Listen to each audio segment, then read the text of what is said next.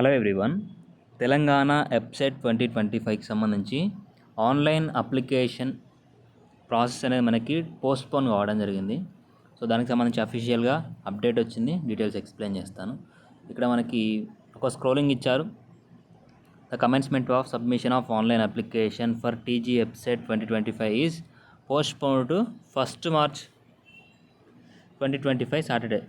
So మనకి 25th నుండి start కావాల్సిన, అంటే ఈ రోజు నుంచి స్టార్ట్ కావాల్సిన ఆన్లైన్ అప్లికేషన్ అనేది పోస్ట్పోన్ చేస్తారు.